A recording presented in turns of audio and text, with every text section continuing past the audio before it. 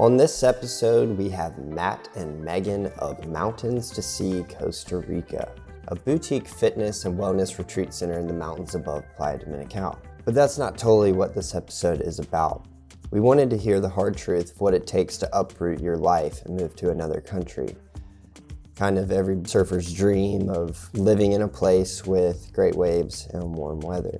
But before all of that can happen, building a successful business, selling that business to fund another dream, health scares, and bouncing back from adversity, all while building Mountains to Sea. Ellison worked for Matt's company, Coastal Valet, as many other surfers did in the Charleston community, so he will be hosting today. Let's dive in. McKevlin Surf Shop. Quality surf since 1965. Come by the shop to see a piece of East Coast surf history, as well as a vast array of new brands, new designs, and new and used surfboards. They just released the latest beach project merch, including t-shirts, long sleeve tees, hats, and a nice fleece sweater and hoodie. McKevlin's donates 20% of these sales from the beach project to empower local nonprofit organizations who invest in helping keep the beaches and waterways clean, to fight for preserving our beautiful ecosystems. Really rad designs created by artist Chris Kemp, so you can look good while doing good. McKevlin's has been a longtime supporter of us, our films, and now with the podcast. Visit McKevlins.com or visit them at 8th Center Street, Folly Beach, where wax is always $1.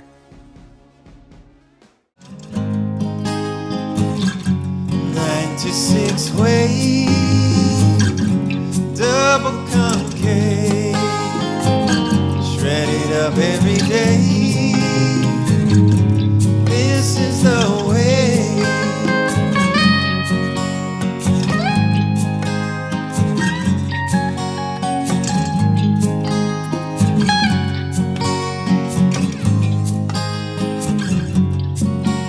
I feel like I've known you guys a while now. My first memory of you was when we first started getting chaired to the beach. I feel like every time I drove to the washout, you were changing in your white truck. F-150. The F-150. And it was like you were always like putting or taking off a wetsuit or a towel every time. And so it was like this weird I feel like that's the guy that's always changing. Yeah, but then I would surf like the Pink House, and you were kind of surfing that zone too. This was like in the early 2000s. Yeah, early 2000s. Yeah, north end of the washout, right. The Pink House. Yeah, it was a good spot. The waves used to be better back then because I was younger, so that was fun. For sure. They were always better when we were younger. And then you also employed probably half the washout or half the Charleston. Half the Charleston's probably a fair statement. Males only. Yeah. We employed a lot of the Charleston crew, and that was like a big thing for us for a long time. Was like our employee pool was like the College of Charleston guys, or Trident, or whatever, the one-offs, the friends of friends. Because that's such like a good demographic for us, and those were all the guys that wanted to work, and that's how I got into valeting when I was in college, because it was such a cool job. It's like you work at night, you go make a bunch of cash, you're off by 11. Right. Surf the next day. Surf the next day. Yeah, exactly. Days are free, so that was always a big thing for us. Yeah. But I think we got to a point where we had to ixnay hiring surfers, because anytime there's waves, we all know, not reliable. Waves are good. Nobody's coming to work. But we did it. Yeah, that's true. And then I feel like I met you through Matt, and I never knew if you guys were a couple because you never surfed together. We still don't. And I think that's super cool. Like y'all just surf. And it's not like this thing. So then I was like, oh, they are together. And then y'all got married and did the whole thing. So that's cool. Well, even now we'll be in the water, but maybe not right next to each other. And probably about 10 years ago, Matt was like, you can just go. Like if I'm coming down the line, just go. Which is not an easy thing to do, right? When like a freight train's coming at you, your first instinct is not to go. Yeah. But I do it more and more now. And just recently we were at Pavones and I did it. And I paddled back and this guy got like super pissed at me. And I was like, whatever, that's my husband, And he was kind of like, oh, whoa, whoa, and like paddled away. But I think that happens a lot. Like people are like, God, that girl keeps dropping in on people. Just on me. Yeah. That might have been a mistake, though. He's starting to regret it. Well, she's getting much better, so it's Right. like the unlimited priority might have to be revoked soon. You can drop it on her. Yeah, I've tried. Or maybe not. I, Okay. I feel bad doing it. I'm too nice. There's pros and cons to be married to a surfer. Yeah. Let's dive into that. So you guys have done what every person, I think, has thought about as a surfer, has thought about or has done. Like you're like, I'm going to move to Central America and surf. But to actually execute that is not easy. You guys did it though, which is like, way to go. Yeah. But it's like to actually do that is a lot of work and sacrifice. So we kind of want to uncover that story. Lead us off. All right, Mountains to Sea is a retreat center predominantly. It's like a boutique style, which is important to us. We have 20 acres just above the town of Dominical. So we're at about 1,400 feet, overlooking the valley and mountains. And we sleep 10. We have 10 beds amongst 2 houses. And then we have like a full gym, and a communal space, a pool, a chef's kitchen. So it's set up for retreats, whether it's yoga or fitness or surf, doesn't matter to us, all are welcome. And we also rent when we're not doing retreats. So Airbnb and just the Charleston community and word of mouth. Yeah, I mean, we're trying to kind of fill a niche in 2 spots with the fitness side of things. So we're both obviously very passionate about fitness. I've been into it as long as I can remember, Megan as well, but that's what she does for a profession. I am not a fitness professional, but Megan is. And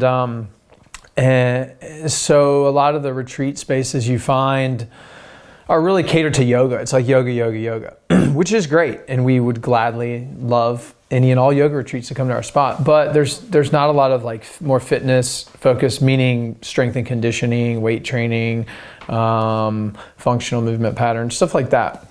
So we wanted to create a space where like personal trainers like Ryan could come and host a retreat at our place and still have access to all the tools that they're used to using here in Charleston or wherever their home gym is that they work at. So that's kind of one of the niches we're really trying to fill. We just don't find we don't really know of really any other fitness, strength and conditioning gym style retreat centers down there. And then the boutique style is kind of another cool thing we thought about doing, because so many retreats, and we learned this through just like all the recon we did on retreats. We kind of did a deep dive into that for a few years, and so many retreats seem to be big, like 15, 20, 30 people. We both were like, man, it just seems to kind of like dilute the product when you get that many people and personalities kind of in one space. It can. Obviously, there's benefits to that too, probably, but we're like, why don't we kind of scale it back and make a spot that's for like a more intimate group, like around 10 people. And then that host, that personal trainer, that yoga teacher, whoever it is, can have more like one-on-one time with their clients. And it's just like, it can bring more value to that retreat for them. So those are kind of the two niches we're really trying to fill down there. And we're getting good feedback on that too. I mean, we're brand new. We really just opened, so. Like I said earlier, every surfer I think has this vision of like that. So when did you guys seriously start talking about it, and like where were you in life and kind of the backstory there? Yeah, we were living on James Island. I don't think we were even married at this point. We were still at Biltmore. Probably not, because we've had the property for 6 years and we've been married for 7. So I think the idea was maybe even before that. Yeah, so we kind of had the idea, I think, before. Hey, like the business. Coastal Valet was doing really well, and Megan had her business that was doing really well. personal training and we and were everything working. she does, and we were grinding hard. We were grinding. And I was kind of like in the thick of the grind with the business, just running crazy with Coastal Valet. Like the hours were always brutal for me, and that was like the biggest struggle, was like, because once we kind of transitioned into doing hotels, it was like, okay, I'm getting phone calls at 7 a.m, I'm getting phone calls at midnight, I'm getting phone calls at 3 p.m. Like, do I ever get a time away? So we were in that grind, and then I think we just kind of were like, hey, like let's try to get to a different space. It became evident that for Coastal Valet and for Matt was not sustainable. Like there was going to be some shift that had to happen to be able to like live a full life. You know what I mean? Yeah. To not be completely stressed. And I remember sitting on the couch, and honestly, it was just like, hey, you want to try to move to Costa Rica? Yeah, I think we had been vacationing there a good bit. You know, that would be our twice a year thing. Go down there for a couple weeks and go surf and get in nature and the warm weather. We both don't love cold water, so that's a huge draw. But yeah, I think that's kind of where it all started. We were just like, how can we shift? How can we get away from grinding this hard? And then eventually we ended up buying a piece of land in a spot of the Costa Rica that we really fell in love with. How do you commit to that place? Like when you go there, or like the first time you went there, was that just like it, like you just felt right there? Like, or, you know, it's like finally like to commit to buying the piece of land there. Yeah. Like how, was it just like you knew it when you knew it, or? I think like we had gone to Dominical probably 3 years in a row, right? Yeah, and we'd been to Nosara, Grande, and Malpais, and Santa Teresa, and I think for me, and for Matt, like the southern zone of Costa Rica is the only place where the mountains come right up to the coast. So, you know, we're 15 minutes up, but we're about 10 degrees cooler than the beach. Yeah. And we have a friend that was saying, he's been to our spot, and he was like, it makes so much sense now that I've been there. Like, of course you wouldn't live on the beach in Costa Rica. Like, the elements are intense, you know, it's hot, it's buggy, the tourists. So I think that was a huge draw. And really, like, most of this was just an idea. Like, it was an idea to buy the land. It was an idea, I mean, I was like, we should start a fitness adventure retreat center. Literally, that's what I said. And he was like, yep. Like, run with it, you know, because that's how his mind works. And I'm like, wait, what? Was I serious? Are we really going to do that? And then we were down there on vacation, and he emailed a real estate company. And the woman replied, and she's like, are you from Charleston? I'm from Sullivan's Island. And it was the lady that used to own the Green Heron on Sullivan's Island. Okay, yeah. Anyways, but she recognized his area code. Mm-hmm. And then we just like started looking at property. And it wasn't like, this is what we're going to do, A, B, C, D. It was just kind of like, this is an idea. Yeah. Okay, now what? This is the next thing. Yeah, it was very organic. Like we were there, and I think we determined that like we loved Dominical. Like like Megan was saying, like that difference of being able to be in the mountains, because we love the mountains and the scenery and just the feel of it, the energy that the mountains bring, but being in that close enough proximity to the beach because we're there to surf. I mean, that's a huge part of our lives. And the 15-minute drive is like not a big deal. It's easy. It's fun to kind of like leave the farm and go down to the beach and go get good waves and see friends and go out to lunch or breakfast and do the errands we need to do. And then when we leave, we go back up the mountain. It's a beautiful scenic drive up there. It's easy drive. And then it's like we've got this beautiful piece of property that's just kind of this escape from kind of the hustle and bustle down on the beach and all the touristy stuff and the restaurants and everything. And it's awesome. It's like a really good balance for us. But yeah, it all just kind of came very, very organic. We, like Megan was saying, we never knew we were going to do this fitness retreat center with the land. We were just kind of like, I think I was like, hey, let's buy some land. Like, are we ready to do this? You know, I mean, financially we were in a spot where we could afford it, and prices were considerably cheaper when we did that. And so that just kind of was the first step. And we're like, you know what, let's just do it. Worst case scenario, we can sell it down the road. And then it just kind of like, just kind of went from there. And there was like no hurdles. Y'all bought the land, and in 3 months you had all your houses built, right? In a perfect world. So, but that is like it. Like, it's not a perfect thing, right? No. Like, No. what kind of hurdles did y'all face? Oh my God. The podcast could get long at this. I know. The first was the water. The water. Like the biggest, God, was that the biggest? That was probably the biggest hurdle we had to go through to get things going. It was like we bought this land, and we have a really good attorney down there, thankfully. But we kind of thought like, this property had legal water, and at some point between buying the property and trying to pull permits to build, a lot of the laws in Costa Rica were maybe not necessarily changed, but started to be enforced more. And there's just weird regulations in the way that our property is oriented in proximity to the public road, blah, blah, blah. They wouldn't give us municipal water when we applied for water. And so that was... We had the pipes. We bought the land with the pipes, but no meter. So when we went to apply to the meter, that's when, laws change like every few hours in Costa Rica, and there's no lead time. It's like, and that applies right now.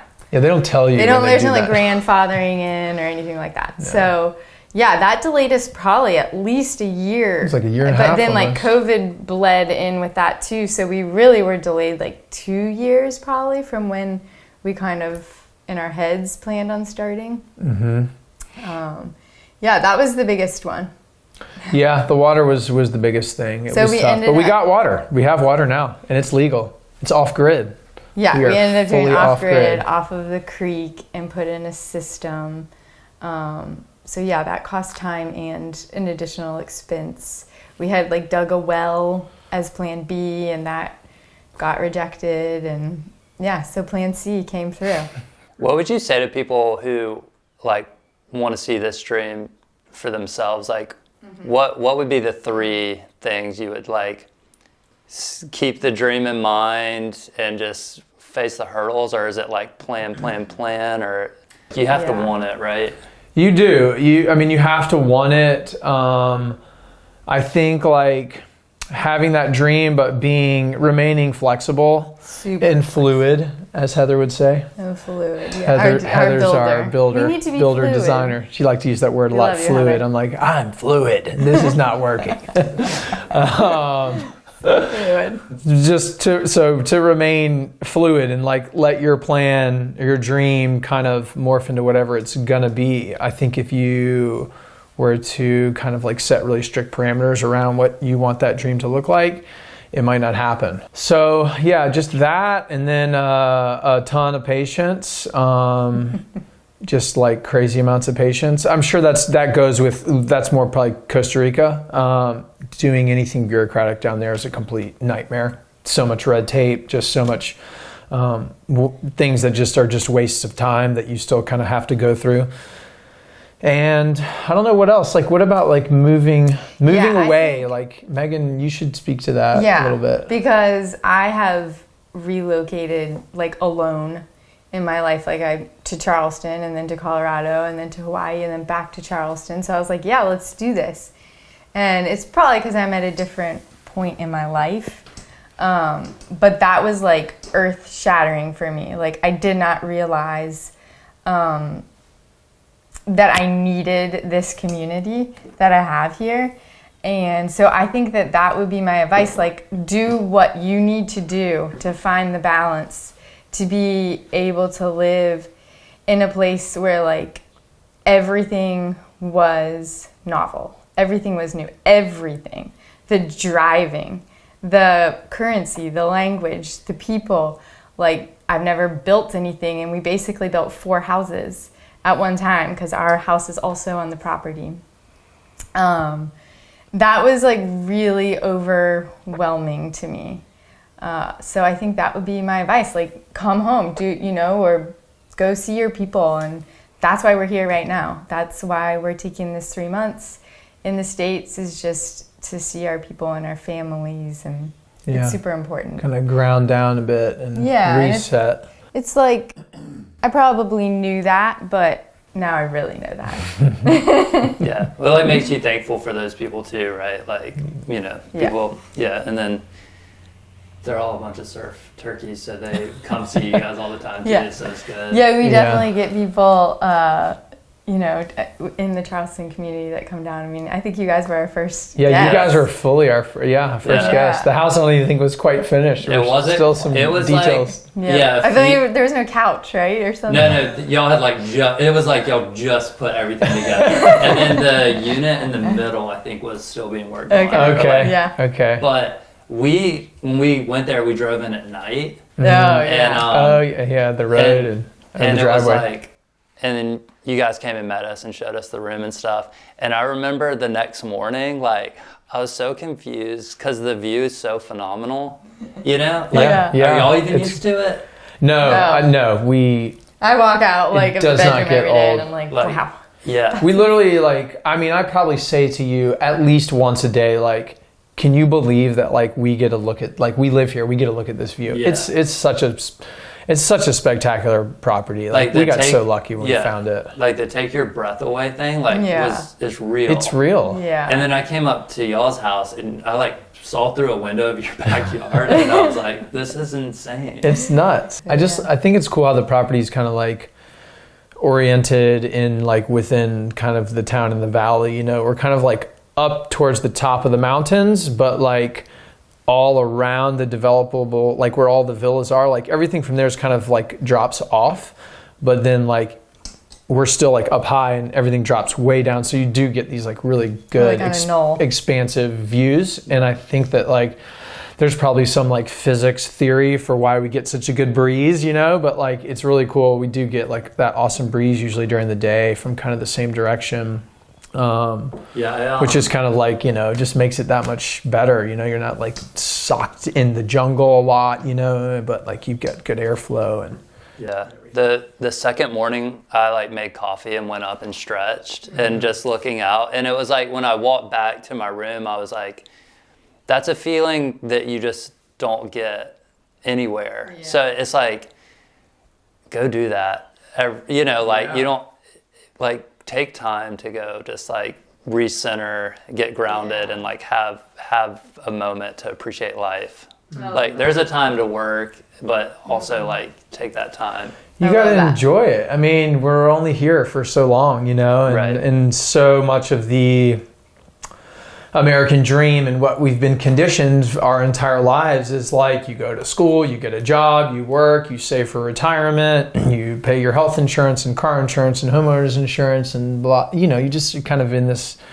hamster wheel, and that works great for, and there's nothing wrong with that. I'm not like taking away from people that do that. That's amazing, and it's awesome that we live in a country that gives us the liberties to do those sort of things and have those opportunities. But it's very, I think it's just very important, and I've realized that so much more now, like living there, just how much better it is for your mental health to just like, you know, just like kind of like get in nature, gets, you know, just like slow down and take some deep breaths and like just be for a little bit. You don't have to move to Costa Rica to do that. No, you don't. You know, you can do it here. You just have to, like you're saying, you just have to do it. Right. You just have to put it in, and that was a lot of to touch on like the why. I've been working in gyms for over 15 years, and I never really worked out in a gym. Like I always went outside, and I always wanted to take my work outside, but you know, that's not an easy task, especially in a place where extreme weather, you know. And so and I would always tell clients, it's so important to be in nature. I mean, there are people that live in Charleston that never even go to the beach.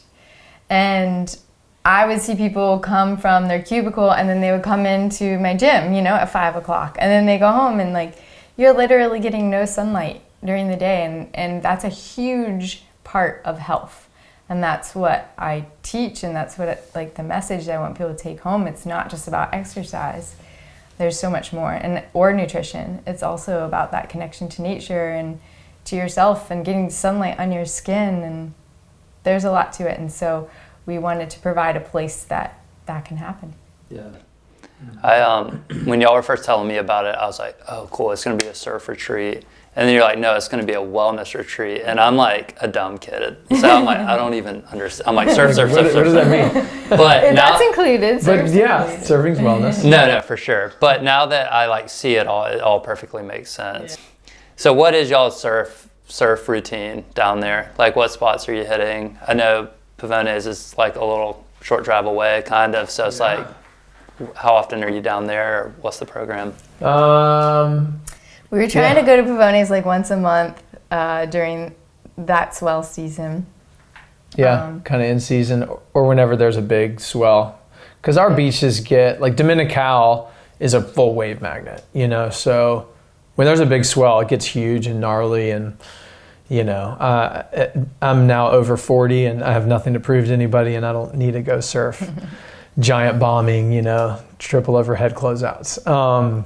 We'd rather go south to Pavones and surf world-class point breaks and do 15 turns on one wave because it's an easy drive. We're Don't promote it too much. Yeah, don't tell anybody. Yeah, we're close. We're like a good jump-off point to go to Pavones. And but there's another like so Playa Hermosa. You like to surf there a little bit. Yeah, so more. it just depends. Like he said, Dominical gets big and heavy real fast. So we have Dominical as our closest, and then Playa Hermosa is a little further south, and that's a little less heavy. So honestly, if the swell gets, if it says like 4 to 6, I'm like, I'm gonna go hiking, like, because that's like can be like 3 feet overhead, you know. Yeah. Which I'm like surfing at that point. That's really fun. But yeah, like I guess our comfort levels like are lower different. tide, I like higher tide. We still don't surf together. But Dominical is also a great spot, like when it's small or like even in the off season, which is really cool because we've had so many people tell us like, oh, well, I just hear Dominical is just like a huge closeout and I'm not going to surf if I come there. It's out of my league. And it's like, that's very much not true. There's times it's like that, but Yeah. I mean, November, December, January, February, March, April. That's half the year.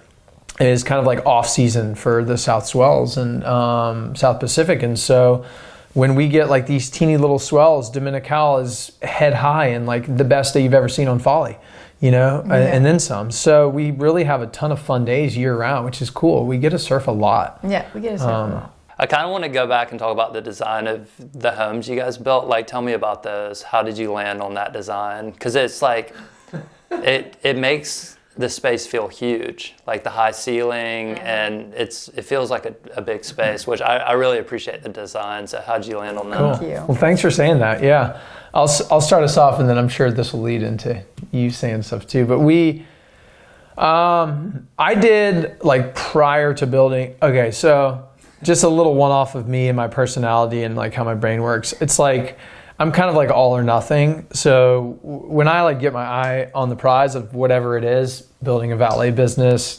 doing something in Costa Rica, I'm like fully obsessed.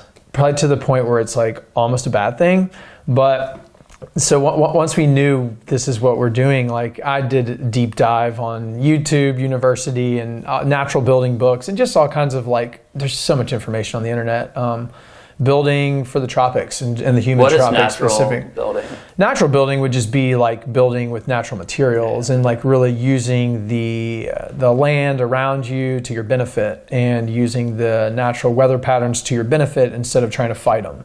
Like for example, we put a lot of thought into the orientation of the villas and of our house and the gym so that it really captured the predominant wind direction, because the wind 90% of the time, like I was saying earlier, kind of blows from the same direction. So we really try to orient those houses so that they do pick up that airflow and they pick it up through where the windows are placed and whatnot. So that's kind of like a natural building type of thing.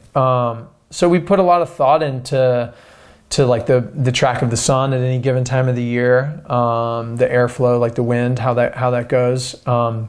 And then obviously the views, and trying to maximize all three of those to work to your advantage so that you don't have to blast AC all day long because it's hot where we are. But cooler in the mountains where we specifically are. But Costa Rica's hot. We're on the equator. So we did that, and like big ceiling fans obviously helped too. But and then another thing was like big overhangs. We get tons of rain down there, so we really tried to do big overhangs, and then also just like the big vaulted ceilings, and that kind of has a couple benefits. One, like the aesthetics I think look really cool and makes the space feel big, but two, hot air rises, cold air drops, so that does kind of help when you are getting that good airflow through the house. The windows are open, it kind of pulls in the airflow and draws the hot air up and keeps it cool in the living space. How did you guys land? Was the gym, or is that called the gym? We don't know what it's called. Right now it's called a fitness oasis. We can't call it a shala. It was the rancho. It was the rancho. It was the ranchito, which means a little rancho. And then it got not so little, like 2-story structure. Yeah. And then it was the rancho, but like a typical rancho is like a grass hut where you like cook your food, Yeah. It's like 4 posts and a roof, with a barbecue in it. The Ticos still call it a rancho, but the Oasis. Was the Oasis the first build, or was that the first thing you guys thought about, or was it the homes and then that came later? Because it's kind of like the center point of it's the pool, it's the meeting area. I feel like we kind of did the houses first. We tried to really like kind of do it all at the same time. That area was naturally flat where that is, and then it was actually more rounded where the houses are. Mm-hmm. And so it just kind of made sense to put it there. Yeah, the placement of where and it's cool because it kind of gives like the buffer between our house, our property, our space, and then the villas, so they can all have like tons of privacy. And in the land, when you come back, whenever that is, hopefully soon, you'll see the landscaping is now like. Well, you were probably there before we even put the landscaping in. Maybe I think it was fresh. It was super fresh. The walkways and the grass. They were there. Was there. Okay. So we did a huge landscape install. Well, now everything's grown a year later, and so where you used to sit on the porch for Casa Luca, where you guys stayed. You could kind of see our house and that really cool tree, the big centerpiece. Now it's like you can't see our house. It's all filled in. So now there's like great privacy. The villas are super private, the pool and all that, and kind of we have our own space. So it did work out well how we kind of, how everything was oriented. So tell us about growing Coastal Valley, because it's like in order to live out dreams, you have to have a lot of hard work comes with that. Mm-hmm. So tell us about as Charleston's growing, you're kind of growing the business with it. And did you think that you would do that forever? Or were you like, I want to grow this to the point to sell? Or tell us kind of a little bit about that. Coastal Valley was, for me, there was kind of always a means to an end with it in some regards. But a lot of it was kind of like, right place, right time type of thing. And then obviously a ton of hard work and I grind. There was a lot of grinding. Coastal Valet was kind of like started out of a small opportunity that presented itself to me that I never kind of really saw coming. So here's where I was. I had graduated college. I was living on Folly, actually living in Mariners Cay, almost on Folly. And I was like, I'm going to Costa Rica. I'm moving to Costa Rica. Like after college? Right after college. This is like 2005. Which we knew each other at the time. We knew each other. We actually met in college. Yeah. You went to CFC as well? Yes. Yeah. Okay. Yeah. We met in the gym. Met in the college in the gym. Of course. How fitting is that? She was running on the treadmill, and I had to go get your phone number. All right. Anyway, so Coastal Valet was kind of born out of this weird opportunity. So I like going back to what I was saying. I was like, I'm going to Costa Rica, moving to Costa Rica, blah blah blah. So I go to Costa Rica post graduation. I was here for the summer. Graduated in May. Here for the summer. Lived on Folly. Went to Costa Rica. Spent 3 months down there in Nosara and loved it. I had spent a bunch of time there before. Was having a great time. My visa was up, so my plan was to come back to Charleston, get my real estate license, and go basically spend the holidays here and go right back to Costa Rica and sell real estate in Nosara. Where if I had done that, probably would not have been the worst decision made ever, because Nosara is completely crazy now. A lot more people there would probably hate me though. Anyway, so I came back here and I needed to make some money. So I fell back into the old valet parking job I had when I was in college. Worked for a company called Fountain Valet. And so I jumped back in there to work some shifts and make some cash. And then the owner of the company was like, hey, Matt, look, you're kind of our senior employee. You've been around for a while. I'm going to go back to school this summer. So timeline, we're about in January right now, where I'm hopefully going back to Costa Rica soon. I'm going back to school this summer. Would you be interested in running the company for me while I'm gone? And at the time, it was 12, 15 employees, and we had, I think, 5 restaurants around town. The Boathouse on East Bay Street, the Boathouse Isle of Palms, Carolina's restaurant, the Red Drum in Mount Pleasant, and I think that might have been it. Maybe one more, I can't remember. Anyway, so I'm like, I want to go to Costa Rica, blah, blah, blah. I'm like, okay, this could be a cool opportunity. So I'm like, I'm going to do this as like a career move. This could be really great for my resume. I remember like thinking like, man, this could really set me up for something bigger in the future, running a business. Yeah. And so I was like, sure, I'll do it. So I went down that road, and that turned into basically about a year and a half later of me running that business full time. Even though he had gone to school and come back, he went to school at the School of Natural Building Arts or whatever downtown Charleston that they had opened up.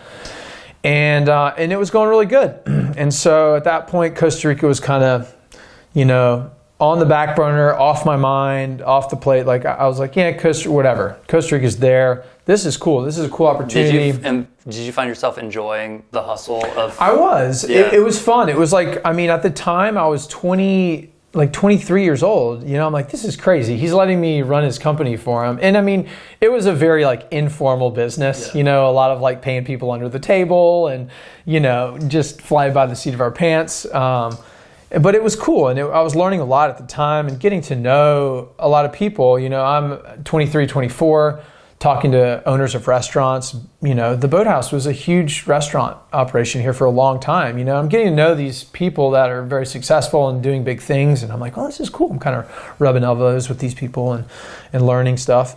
So that basically kind of got to the point where I'm like, I looked to the owner and I was like, hey, I'll leave his name out of this. I think that you're sitting on a potential gold mine here. Like there's a lot of opportunity for you to grow this business. We weren't doing special events. We weren't doing hotels. There's definitely a lot more restaurants that could have used valet at the time that he wasn't capitalizing on. And I'm like, hey, I want to be a partner. I've been with you for like a year now. I need something to keep me motivated keep me motivated doing this job because at this point there was kind of like I was at my ceiling. It was this little small company, and he's like, all right, I'm okay with that. How about if you can kind of bring to the table what I've created, what businesses we already have, then we'll just go 50-50. Awesome. I'm 25. I'm hungry. I'm out there. I'm like beating the streets, getting us sales meetings, meeting with venues that do weddings and stuff, trying to merge into different lines of business. And he was, and so I bring him these meetings and these opportunities, and he just kind of kept shooting them down. And we'd go into the meeting and it would go great, and we'd leave, and I'm like, what do you think? And he's like, I don't want to do that. So eventually I got fed up with that. And the chef owner of Red Drum, Ben Berryhill, who's a good friend of mine now, came up to me and one of my best friends, Phil Schaffner. We were both valeting that night, Red Drum, Wednesday night. We've been running our butts off. It was Cougar night. And we had made like a ton of money in tips. And Ben comes up to us at the end of the night and was like, hey, Phil, Matt, like, do you guys, where's so-and-so? He said the guy's name in their company. I haven't seen him in a year and a half. Matt, I only see you. You and Phil are awesome. Why don't you guys start your own valet company? And Phil and I like kind of look at each other, and Phil's version of the story is probably similar. So Phil looks at me and I look at him and I'm like, dude, this could be awesome. At this point, we're kind of like over here chatting about it and I'm all pumped. Phil's like, dude, no way in hell. I don't want to mess with that, you know? And I'm like, all right, okay, whatever. Well, what if I do it? He's like, I don't care. And so my wheels are turning at this point. And then I go back to Chef, we call him Ben, and I'm like, hey, do you have like any sort of contract? Like, how can we legally do this? He's like, dude, I've got nothing. He's like, I have no ties to the company you work for. If you want to do this, I'll sign up with you tomorrow. And so I put the wheels in motion and started Coastal Valet, and Red Drum was our first client. Thank you, Ben, for giving us that opportunity. I owe him so much. He's such a good dude. And from there, we basically Phil and my brother and a couple other friends kind of came from the old company to my company, and there was definitely some butting heads, animosity there, whatever. But from there, we just kind of started to grow, and basically, like in short, that was around 2008. Yeah. So we did really well for about a year, and then the financial crisis of 2009-10 kind of hit, and so we lost 2 of the additional clients that we had added, and we were just back to Red Drum, and I'm still parking cars 5 nights a week to pay the bills. And I had probably 3 different conversations with my dad over the span of about 6 months. I look up to my dad a lot, and always asking for advice, business advice and stuff like that. And he was like, you know, I was talking to him, man, Dad, I'm just kind of sick of this. Parking cars 5 nights a week. I don't want to be doing this all the time. And he was like, you know, very supportive. Well, look, you know, maybe you should think about doing something else. Do you really see an opportunity for this valet thing? And I was like, you know, I do. I still believe in it. I'm going to give it 3 more months. And then I think 3 months, I had the conversation with my dad again. And at this point, he was kind of like, you know, maybe you should kind of think about shifting gears, maybe different career path. And I was like, you know what? I'm not ready. I still believe in this. I think there's still an opportunity here. Let me just hang on, see kind of what happens. And literally that next 3 months after that was kind of like when the economy really started roaring, and we got a new client and then another one, and then Charleston just like kind of took off, and along with a lot of other cities, and we just rode that wave. And we went from basically the company started with me and some buddies with Red Drum Restaurant to the final sell of the business in 2019. We had 75 employees, 30 plus restaurants, a few hotels, huge special event business. And we were in Charleston, Columbia, Florence, and Charlotte. And so that's kind of like that's the story of Coastal, how it started and where we ended. But it definitely got to a point kind of probably 5-6 years in, where once we were like we were rolling pretty good, and the company was we were making good money, where I was like, you know, this is now maybe a means to an end. Right. What's the next, like, you know, I don't know what I want to do next, but I do know that like I want to continue to grind and grow this business as big as I can, and then I want to sell it to kind of like catapult us to something else, whatever that may be. And at the time because we weren't together at that point, had no idea what that was going to be. Like, how important is those relationships and being a good person in business?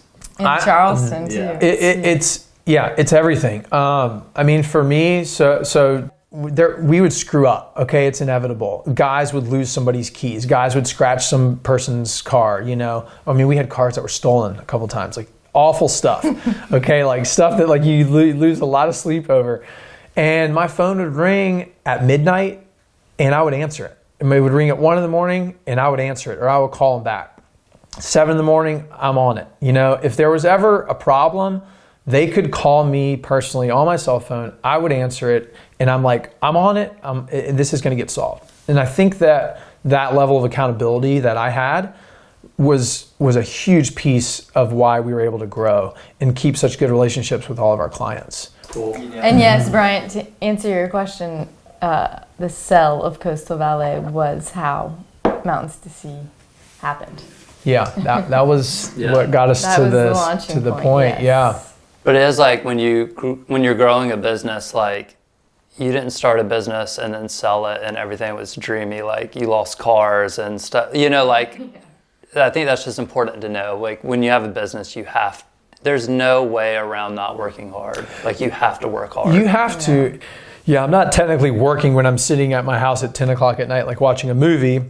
But when my phone rings at 10:30, I'm pausing the movie, I'm taking the phone call, and I'm probably getting in my car and driving downtown to talk to a customer that's upset because one of the valets lost their keys. And then I'm problem solving.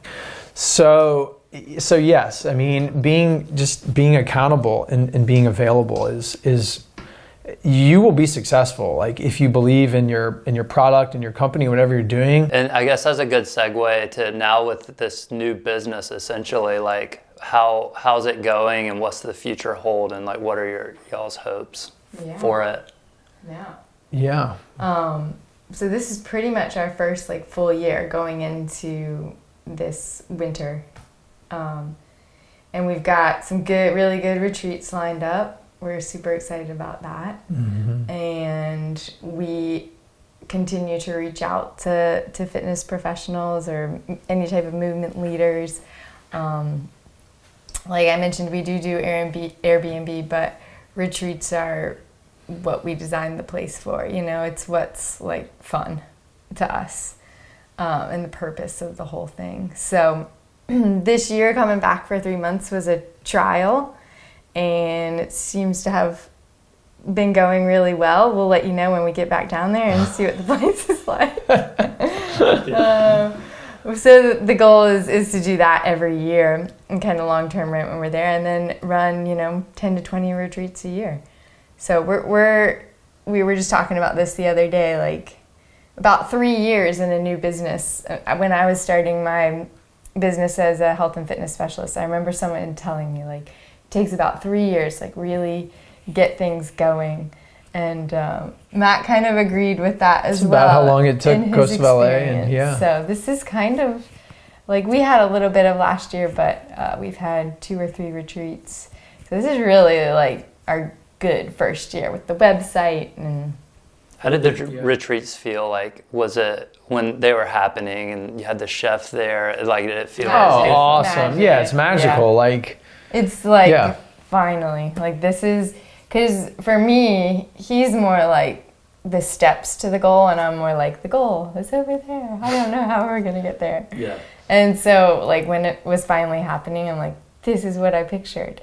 This just took us like 6 years. Mm-hmm. And the vision changed somewhat. And I think we changed. We had, like some health issues that we dealt with, and I mentioned just moving out of the country, and it just kind of like changes. For me, it changed kind of my values, what I wanted, but it's still all aligned, it still all like feels like it's where we're supposed to be after all of it. And it feels really good seeing people like enjoying our space. I mean, that like... It couldn't feel better, hearing the positive feedback, and not in like a vanity way at all. Just we've been through so much trying to get this place off the ground, from building to like the health issues that we've kind of dealt with and personal stuff and losing our fur babies. Seeing people in the space, enjoying it, telling us, oh my gosh, like this is incredible. I mean, it does not get old. Like it's awesome. When you work on when you work on a project for so long, like you've lost sight of how cool it is. But when you show someone the end product and they're like, wow, you did that? That is so cool. You're like, oh yeah, I did do this. This is cool. But you just like forget because you get so wrapped up in the everyday. And honestly, during the build, there were days where like, I was like, I don't even want to look at this place. Like it's a mess. There's stuff everywhere. It's like tough. I can't even be here. Do you want us to talk about like the health stuff or whatever? We're happy to if you want. Yeah, I guess like during that time, You or had just the stuff we've been through. some health scares or just dealing with health during the building process, or maybe like as soon as you got it done, y'all had to come back here. So It's kind of in the you can you go. I'll take too long to tell the story. I'll start to say that if we wouldn't have done this, there would have been health issues that we never knew about that could have gotten really bad, which is crazy. One was from Matt. Matt has had an autoimmune disease for a long time that he dealt with, and we both agree that stress from whatever in this situation, his business, didn't help anything.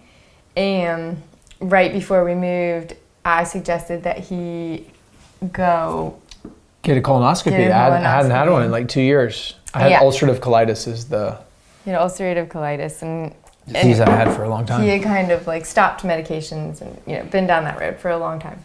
So I was like, you should get a colonoscopy. In my head, it was like, ooh, when we move and we're in nature more and the stress is removed, is it going to get better? And that's when they found something that they found a polyp that needed to essentially be removed, and fast forward, they couldn't remove it.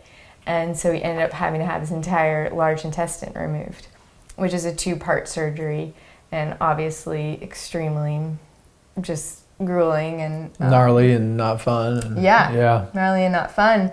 And so that was really before we moved that whole process started. And then we also took our dog, who was our baby, Luca, to get his health certificate because he was an emotional support animal at the time, to come with us. On the airplane, they have to have, and to get into another country. And when we did that, they found a heart murmur, and I guess that was when he was diagnosed with dilated cardiomyopathy, which is an enlarged heart and weakened ventricle. So we also found that out. I think all of that was in like a month. That was in maybe right 2 before we weeks moved. It was during COVID. So that kind of like launched it. And while we were building, we were back and forth, all 3 of us, for Matt's surgeries, staying at like our Matt's parents' house in Wild Dunes, and to go into the whole surgery. The first surgery, we were in the hospital for like 12 days. He was in the hospital for 12 days. Yeah, it was sketchy. It was super intense, yeah. So, but the surgeries went well, and he's good. And would you say surgery went well because you were in such good shape? Was that a help, or? I would, that's a good question, because going into it, my doctor surgeon was like, you're healthy, you're young, the surgery is going to be about 6 hours, and then you'll probably be in the hospital 2 to 5 days. You'll probably be on the short end of that range because you're young and healthy. And then the surgery ended up taking 12 hours. I was like walking around Charleston from like 5 a.m. to like 8 p.m. Yeah, it was like an all-day thing. And then I was in the hospital for 12 days recovering. With some of the most grueling pain you could ever imagine for half of that time. I mean, like bring you to tears, just brutal. So I don't know. I would like to. He did kind of mention. I think it was more the recovery that was beneficial. That he was. Yeah, like once I was kind of out of the hospital, like really recovering, I would say that I probably bounced back quick. So once I kind of got through the whole hospital phase and was back home, resting and recovering, it was probably a month post-surgery where he kind of cleared me to where I could start like doing physical stuff. Like I could do like some push-ups and like some squatting, like actual exercise, not just going for a walk in the neighborhood. But then I think once he kind of like cleared me to do that and I started doing some workouts again, I feel like pretty quickly like I bounced back and felt good and strong. And then it was a 2-part surgery, so then I had to come back to have the ileostomy bag reversed, and then I bounced back quickly from that one too. Yeah. And now I'm like, I feel 100%. My quality of life is exponentially better. I push my body as hard as I've ever pushed it in the gym, in the ocean, whatever, and it responds just as it should. So. But that was during the build that we were. But all that was like in the thick of the build. With the dog, we were going back and forth with. Yeah. And then and then we got done with all of my surgeries and everything. The second one's done, and we're literally like, I think it was Father's Day. We're like high-fiving at the coffee table, like, whoo, we've got this behind us. We can go back to Costa Rica, get this build finished, and kind of start this next chapter. And literally we're just saying that, and Megan like takes a sip of her coffee and like puts her mug down, and I noticed this like lump on her throat. And so then started that where I went to the urgent care. She went to urgent care and general practitioner, and I ended up having half my thyroid removed, and it was papillary thyroid carcinoma. Oh. So I had thyroid cancer. Wow. Yeah. I didn't know that.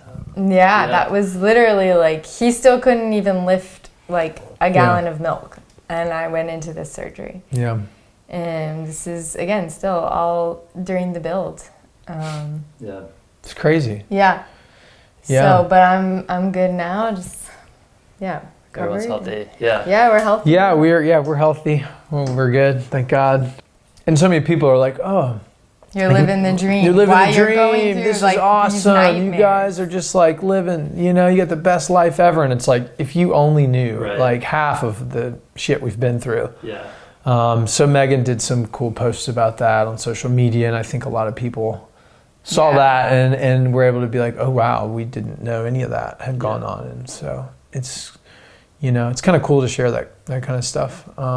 Right. Everybody's got their shit, but it's important. I've kind of been reflecting on that lately too. It's like, it's important to check in on people, even if you don't think they need checking in on, or, it's just, you never know. Sure. You never know what's You never know. And everybody sure. does. Everybody has something, and there's been value in it, but we're on the other side now. Yeah.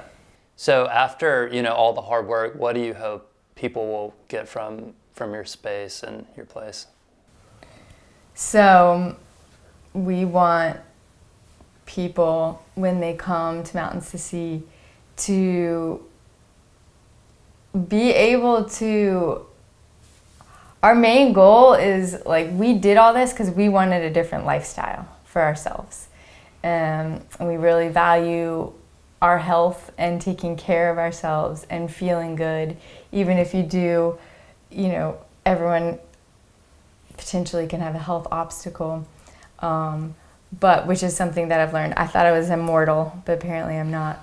So just for people to be able to come down and step away from their own life and be inspired by being in nature, moving your body every day, but that doesn't mean you like have to crush yourself. You don't have to like do CrossFit or whatever. You need to just like connect with yourself and figure out what brings you joy and what makes your body and mind feel good, because at the end of the day, like, our health and well-being is what we have to give to the people that we love, and that's it. That's all there is to life. And so to be able to come down and connect to nature and figure out what they need to do for themselves on a regular basis, because you can't retreat forever, right?